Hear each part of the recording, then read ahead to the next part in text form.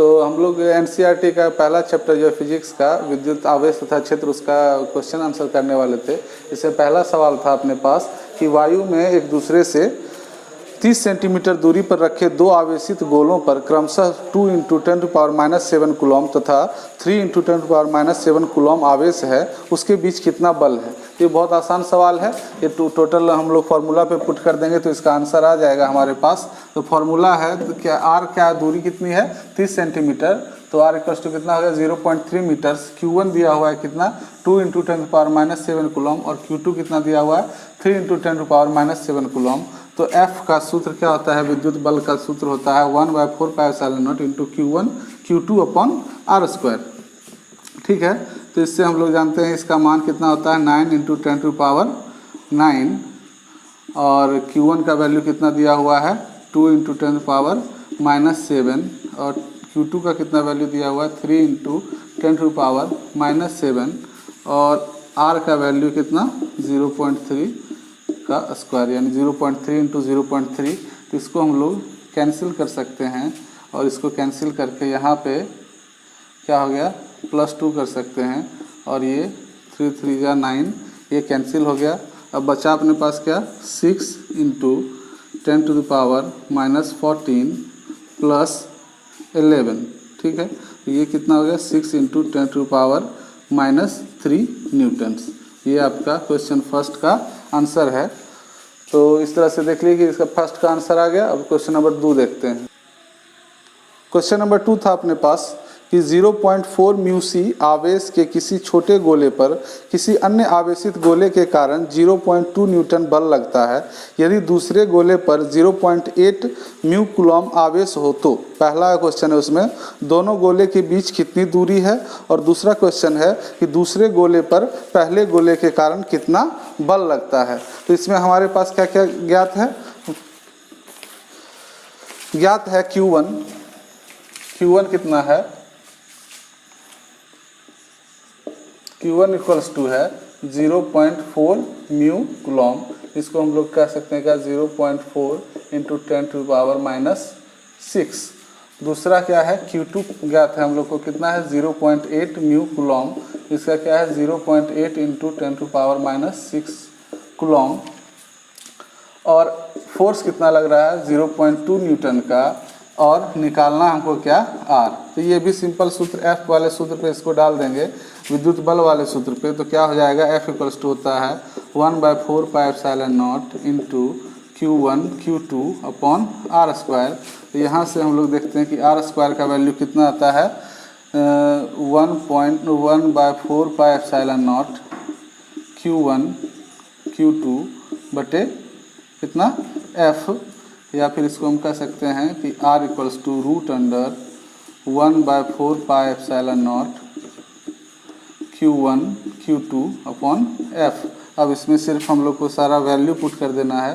कितना हो जाएगा R बराबर √1/4πε0 का वैल्यू कितना है 9 × 10⁹ इंटू Q1 का वैल्यू कितना है 0.4 × 10⁻⁻6 इंटू 0.8 × 10⁻⁻6/F का वैल्यू कितना है 0.2।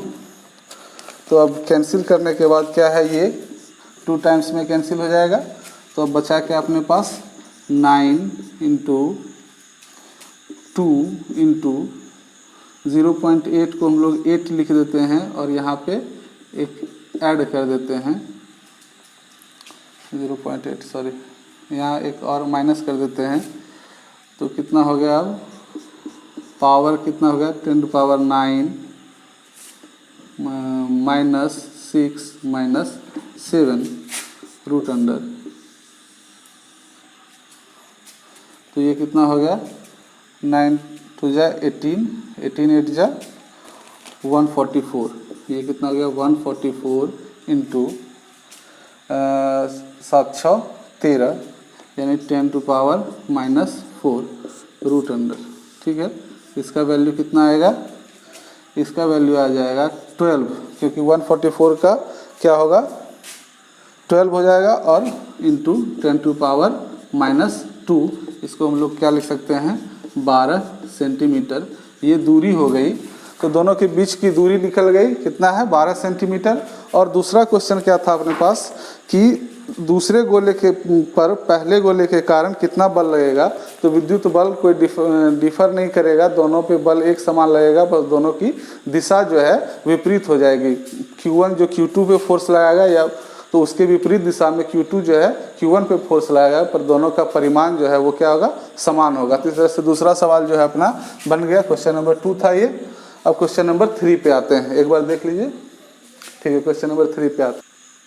क्वेश्चन नंबर 3 था, क्वेश्चन नंबर 3 है क्या कि जांच द्वारा सुनिश्चित कीजिए कि KE स्क्वायर अपॉन GMEMP विमाहीन है। भौतिक नियतांकों की सारणी देखकर इसका अनुपात का मान इस अनुपात का मान ज्ञात कीजिए और यह अनुपात क्या बताता है। सबसे पहले किसी भी सूत्र को विमाहीन ज्ञात करने के लिए क्या है, सबकी विमा हमको जानना होगा क्या होता है। तो सबसे पहले देखेंगे कि ऊपर वाला के का विमा क्या है। तो आप लोग को पता है कि F इक्वल्स टू क्या होता है, K Q1 Q2 upon R square. ठीक है, तो या फिर हम लिख सकते हैं इसको क्या कि K इक्वल्स टू क्या F R square upon Q1 Q2। ठीक है, तो इससे हम लोग को K की विमा प्राप्त हो जाएगी। तो K की विमा क्या हो जाएगी, F का विमा क्या होता है, न्यूटन। ठीक है, सॉरी SI यूनिट, मात्रक की बात कर रहे हैं। F का मात्रक क्या होता है, न्यूटन, और R यानी क्या, मीटर। NM स्क्वायर हो गया अपॉन Q1 Q2 का क्या हो जाएगा, कूलॉम, यानी NM अपॉन C स्क्वायर। किसका मात्रक मिल गया हमको, K का। तो अब हमको किसका ज्ञात करना है, E का। तो E का मात्रक क्या होता है, E का मात्रक बराबर क्या होता है, कूलॉम। कूलॉम यानी क्या, C इसको हम कहते हैं। ठीक है, उसी तरह से G बराबर क्या होता है, ये ग्रेविटेशनल फोर्स बराबर होता है, ये हो गया क्या, विद्युत बल। ठीक है, ये क्या हो गया, विद्युत बल। ये जो सूत्र आपके सामने है वो दिया हुआ है क्या, विद्युत बल का, और ये विद्युत नियतांक, और ये क्या है, ग्रेविटेशनल नियतांक है। ठीक है, तो गुरुत्व बल। ठीक है, गुरुत्व बल F बराबर होता है GM1 M2 upon R square. ठीक है, इसको हम क्या लिख सकते हैं, G बराबर क्या हो जाएगा, F R square upon M1 M2। ठीक है, तो क्या हो गया, G बराबर F का मात्रक न्यूटन, R का मात्रक मीटर, तो N स्क्वायर है तो R स्क्वायर है तो M स्क्वायर हो जाएगा, और M का मात्रक क्या होता है, kg। दो है तो क्या हो जाएगा, M1 M2 का kg स्क्वायर। तो G का मात्रक क्या हो गया, kg स्क्वायर हो गया। ठीक है, और Me यानी इलेक्ट्रॉन, मास ऑफ इलेक्ट्रॉन, और MP यानी मास ऑफ प्रोटॉन। तो दोनों का मात्रक क्या हो जाएगा, Me का मात्रक बराबर क्या हो जाएगा, kg। तो ये जो हमारे पास इतना मात्रक जो निकला, अगर हम इसको इस पे पुट करें तो क्या हो जाएगा, ये ऊपर वाले का क्या आया, NM square upon C square, और इलेक्ट्रॉन का क्या हो जाएगा, इलेक्ट्रॉन का मात्रक क्या है, कूलॉम, और इलेक्ट्रॉन स्क्वायर है तो ये क्या हो जाएगा, इंटू C स्क्वायर बटे ये G का क्या मात्रक आया, G का मात्रक यहाँ पे आया क्या, newton metre square upon kilogram square, और Me और MP है तो उसका क्या हो जाएगा, इंटू kg स्क्वायर। तो इससे क्या देखे हम कि सब जो है कैंसिल होके कुछ नहीं बचा, मात्रक में जो कुछ नहीं बचा, इसका क्या मतलब हो गया कि ये विमाहीन है। अब हम लोग देखते हैं कि ये जो है इस सब का सारणी से वैल्यू देखते हैं और वैल्यू को पुट करके देखते हैं कि कितना उसका वैल्यू आता है। ठीक है, तो पहले इसको आप लोग नोट कर लीजिए और आगे इसको इरेज करके फिर से लिखते हैं।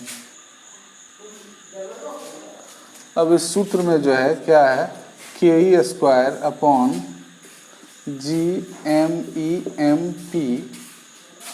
में सबका वैल्यू हमको पुट करना है तो k का वैल्यू कितना होता है, k का वैल्यू होता है 9 इंटू 10⁻9 न्यूटन मीटर स्क्वायर पर कूलम स्क्वायर।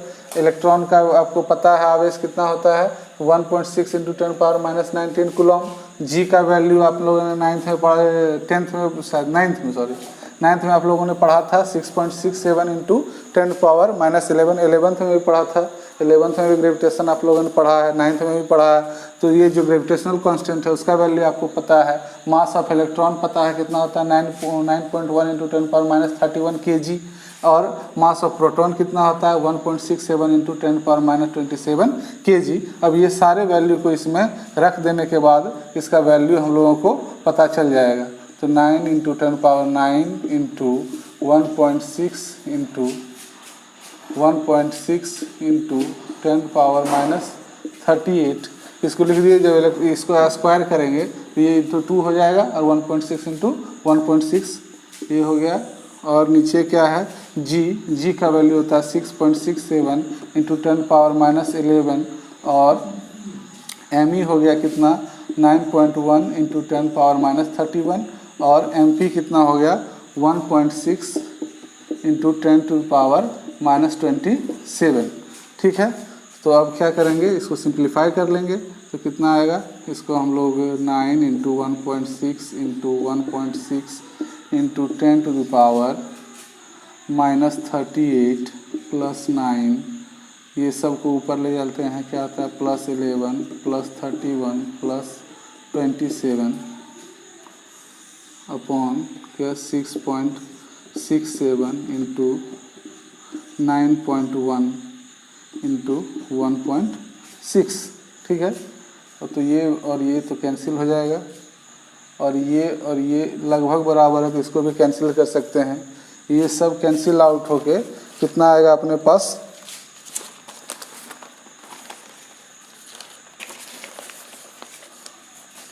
ये आ जाएगा कितना 1.6 इंटू 10⁻40 बाय 6.67। ठीक है, तो अब इसको अगर हम लोग क्या करें 16 कर देते हैं, ये पॉइंट को हटा देते हैं तो एक पावर इसका घट जाएगा 10⁻39 अपॉन 6.67। ठीक है, इसको सिंप्लीफाई करने के बाद कितना आएगा लगभग 2.39 इंटू 10⁻39, ये आपका वैल्यू आ जाएगा। और ये जो है निश्चित दूरी पर जो इलेक्ट्रॉन और प्रोटॉन के बीच कितना विद्युत बल लगता है और कितना गुरुत्वाकर्षण बल लगता है इसका अनुपात दिया हुआ है। ठीक है, ये जो है ऊपर कितना विद्युत बल लगता है और नीचे कितना गुरुत्वाकर्षण बल लगता है वो है। तो इससे हम देखते हैं कि ये क्या आता है, बहुत बड़ा वैल्यू आता है। तो इससे हम लोग को ये पता चलता है कि ऊपर वाला वैल्यू जो है वो नीचे वाले वैल्यू से बहुत ज़्यादा बड़ा है, बहुत ज़्यादा। तो ऊपर किस चीज़ का वैल्यू था, विद्युत बल का वैल्यू था, और नीचे क्या था, गुरुत्वाकर्षण बल का वैल्यू था। तो इससे हमको ये ज्ञात होता है कि अगर एक इलेक्ट्रॉन और एक प्रोटॉन को निश्चित दूरी पे कहीं रख दें तो उसके बीच का जो विद्युत बल होगा वह गुरुत्वाकर्षण बल के मुकाबले बहुत ज़्यादा बड़ा होगा। ठीक है, तो इससे हमको यही पता चलता है। ठीक है, अब क्वेश्चन नंबर 4 देखते हैं। क्वेश्चन नंबर 4 और 5 जो है